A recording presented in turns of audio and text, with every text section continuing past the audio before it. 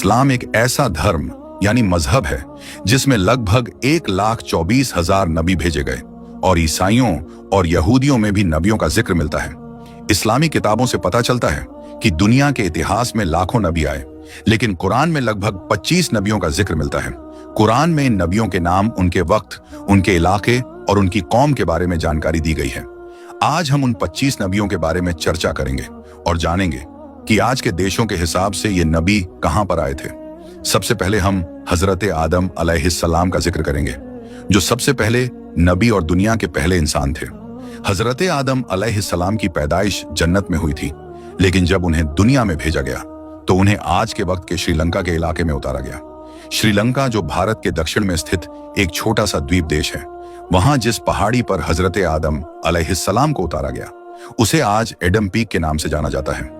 यह पहाड़ी, जिसे श्रीपदा के नाम से भी जाना जाता है, श्रीलंका की धार्मिक और सांस्कृतिक विरासत का यह हिस्सा है। इस लिस्ट में अगला नाम हजरत इदरीस अलैहिस्सलाम का है, जिनका ताल्लुक बेबीलोन से था, जो आज के इराक में स्थित है।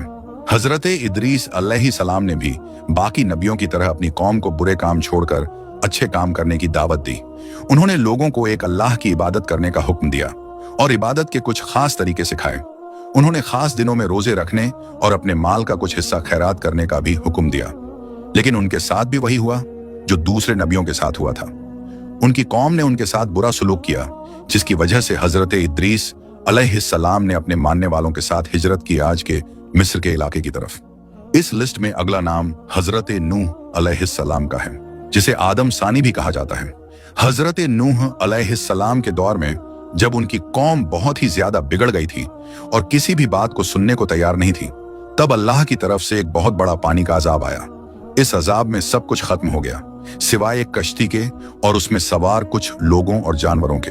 ये कश्ती वही थी जिसे तूफान आने से पहले हजरत नूह अलैहिस्सलाम को बनाने का हुक्म दिया गया था और इसमें सवार होने का भी हुक्म दिया गया था। अक्सर उलमा और इतिहासकार बताते हैं कि हजरत नूह अलैहिस्सलाम का ताल्लुक आज के इराक के इलाके से था। हालांकि कुछ दूसरी किताबों में हजरत नूह अलैहिस्सलाम के ताल्लुक से किसी और इलाके की तरफ भी इशारा किया गया है। हैरानी की बात यह है कि नई रिसर्च में कुछ उलमा ये भी कहते हैं कि मुमकिन है हजरत नूह अलैहिस्सलाम का ताल्लुक भारत के इलाके से हो। इसका कारण यह है कि भारत के पुराने धर्मों की बहुत सारी ऐतिहासिक कहानियां और कल्चर यानी संस्कृति हजरत नूह अलैहिस्सलाम के दौर की चीजों से मिलती जुलती है। अगला नाम हजरत हूद अलैहिस्सलाम का है। कुरान और धार्मिक किताबों में यह बताया गया है कि हजरत हूद अलैहिस्सलाम को अरब के बिल्कुल दक्षिणी हिस्से की तरफ भेजा गया था। आज के दौर के अनुसार यह इलाका पूर्वी यमन या पश्चिमी ओमान का होता है। हजरत हूद अलैहिस्सलाम की कौम अपने बुरे कामों और अल्लाह से मुंह मोड़ने के लिए जानी जाती थी, जिसकी वजह से उन लोगों के ऊपर अल्लाह का अजाब आया। इसके बाद अगला नाम हजरत सालेह अलैहिस्सलाम का आता है, जिन्हें कौम समूद की तरफ भेजा गया था। उस वक्त कौम समूद शिर्क में डूबी हुई थी और बड़े बड़े गुनाहों में मुब्तिला थी। ये कौम बेहद दौलतमंद भी थी और अपनी ताकत और दौलत पर घमंड करती थी। आज के जमाने के हिसाब से यह कौम सऊदी अरब के उत्तर पश्चिमी इलाके में आबाद थी। हजरत सालेह अलैहिस्सलाम ने अपनी कौम को अल्लाह की तरफ लौटने की दावत दी, लेकिन उनकी कौम ने उनकी बातों को नहीं माना, जिसकी वजह से अल्लाह का अजाब उन पर आ गया। अगला नाम है हजरत इब्राहिम अलैहिस्सलाम का, जिन्हें पश्चिमी देशों में आमतौर पर अब्राहम के नाम से भी याद किया जाता है। इस्लाम, यहूदियत और ईसाइयत में भी उनका बहुत बड़ा मकाम है। उन्हें प्रोफेट्स के वालिद भी कहा जाता है, क्योंकि उनकी नस्ल से बहुत सारे नबी पैदा हुए और आखिरी नबी हजरत मोहम्मद मुस्तफ़ा सल्लल्लाहु ताला अलैहि वसल्लम भी उन्हीं की नस्ल से हैं। आज के जमाने के लिहाज से उनका इलाका इराक है और मध्य पूर्व में मौजूद है। इस लिस्ट में अगला नाम हजरत लूत अलैहिस्सलाम का आता है। हजरत लूत अलैहिस्सलाम वो नबी हैं जिन्हें कौम सुदूम और गमोरा की तरफ भेजा गया था। इतिहास और धार्मिक किताबों में यह बताया गया है कि ये कौम बहुत ज्यादा बुराइयों में डूबी हुई थी और खास तौर पर हम जिन्स परस्ती यानी समलैंगिकता में मुब्तला थी, यानी मर्द का मर्द से जिना, औरत का औरत से जिना।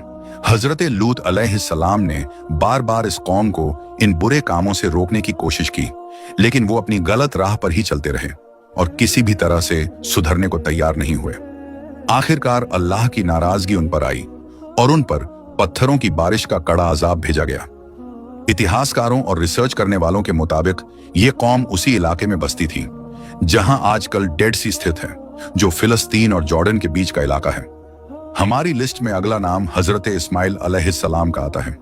हजरत इस्माइल अलैहिस्सलाम हजरत इब्राहिम अलैहिस्सलाम के बेटे थे और उन्हीं की नस्ल से हमारे प्यारे नबी हजरत मोहम्मद मुस्तफ़ा सल्लल्लाहु ताला वसल्लम की पैदाइश हुई। हजरत इस्माइल अलैहिस्सलाम को इतिहास में अरबों का वालिद भी माना जाता है, क्योंकि उनकी औलादें ही आगे चलकर अरब कबीलों में बदल गईं। हालांकि इतिहास लिखने वाले बताते हैं कि हजरत इस्माइल अलैहिस्सलाम की पैदाइश फिलिस्तीन के इलाके में हुई थी, लेकिन बाद में अल्लाह के हुक्म से वो और उनकी माँ हजरत हाजरा रेदी अल्लाह ताला अन्हा मक्का के वीराने में आकर बसे, जो बाद में इस्लामिक इतिहास का बहुत ही बड़ा जगह बन गया। अगला नाम उन्हीं के भाई हजरत इसहाक अलैहिस्सलाम का है। हजरत इसहाक अलैहिस्सलाम ना सिर्फ हजरत इब्राहिम अलैहिस्सलाम के बेटे थे, बल्कि वो हजरत याकूब अलैहिस्सलाम के वालिद और हजरत यूसुफ अलैहिस्सलाम के दादा भी थे। दिलचस्प बात यह है कि कुरान में हजरत इसहाक अलैहिस्सलाम का जिक्र उनके नाम के साथ 15 बार किया गया है। हजरत इब्राहिम अलैहिस्सलाम के ये दोनों मशहूर बेटे आज के दौर के 3 बड़े इब्राहिमी धर्मों की शुरुआत माने जाते हैं।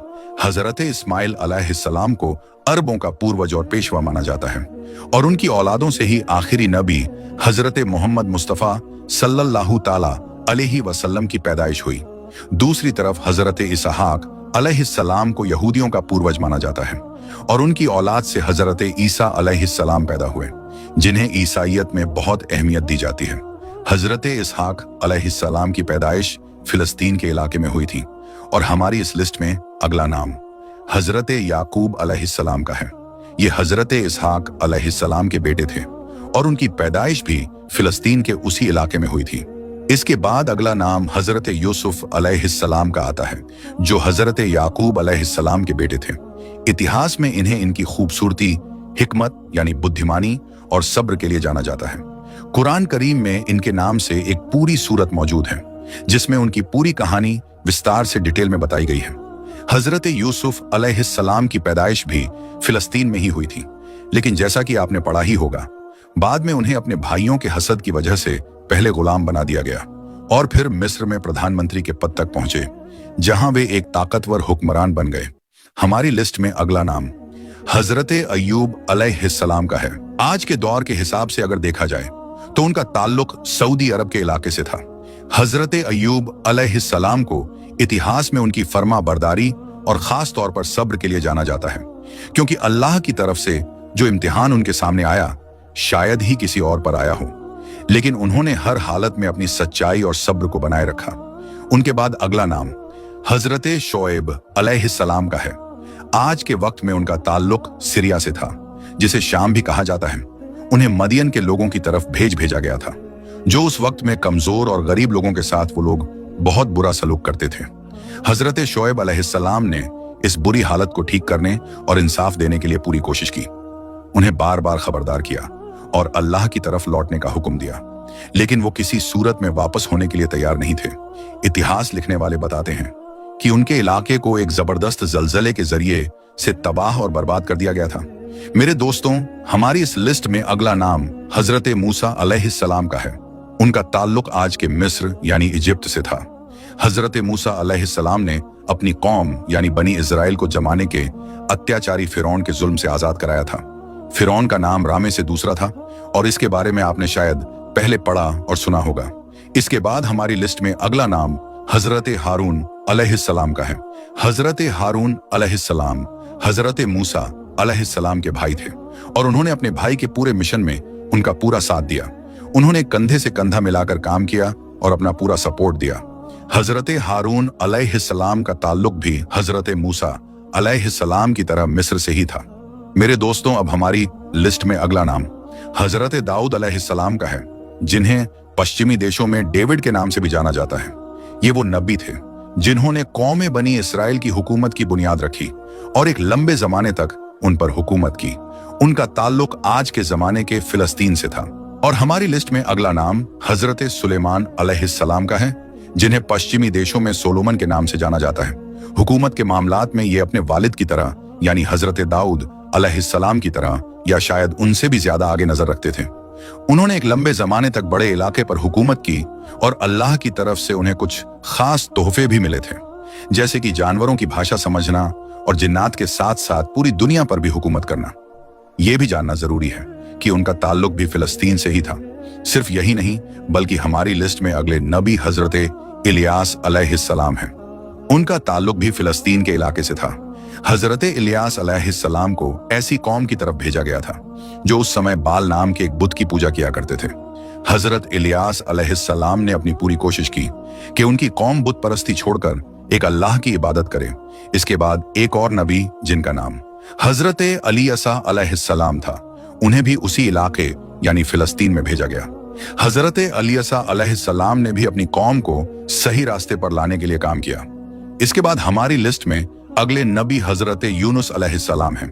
उनका ताल्लुक आज के दौर में इराक के इलाके, खास तौर पर मोसुल शहर से था। कुरान में भी उनके नाम से एक पूरी सूरत मौजूद है और खास तौर पर उनका मछली के पेट में जाने वाला वाकया बहुत मशहूर है। इसके बाद हमारी लिस्ट में अगला नाम हजरत जुल्किफ्ल अलैहिस्सलाम का है। इनका ताल्लुक कौम बनी इजराइल से था और आज के जमाने के मुताबिक इन्हें फिलिस्तीन के इलाके में भेजा गया था। सिर्फ यही नहीं बल्कि अगला नाम जो है वो है हजरत जकरिया अलैहिस्सलाम का। उन्हें भी फिलिस्तीन के इलाके में भेजा गया था, बल्कि ये फिलिस्तीन के खास शहर यरूशलेम में पैदा हुए थे, जिसे अलकुद्स कहा जाता है। इसके बाद जो 23वां नाम है वो है नबी हजरत यहया अलैहिस्सलाम का और उनका ताल्लुक आज के दौर के हिसाब से शाम यानी सीरिया से था। उनके बाद नंबर आता है हजरत ईसा अलैहिस्सलाम का, जिन्हें ईसाई लोग जीसस क्राइस्ट के नाम से जानते हैं। उनका ताल्लुक आज के जमाने के हिसाब से फिलिस्तीन के इलाके से था। ईसा अलैहिस्सलाम को इस्लाम के दूसरे आखिरी नबी के तौर पर जाना जाता है।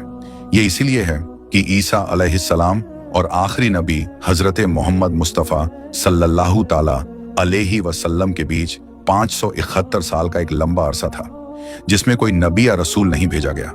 लगभग 571 साल के बाद 571 ईस्वी में सऊदी अरब के मक्का शहर में नबी पाक हजरत मोहम्मद मुस्तफ़ा सल्लल्लाहु ताला अलैहि वसल्लम की पैदाइश हुई, जो आखिरी नबी है।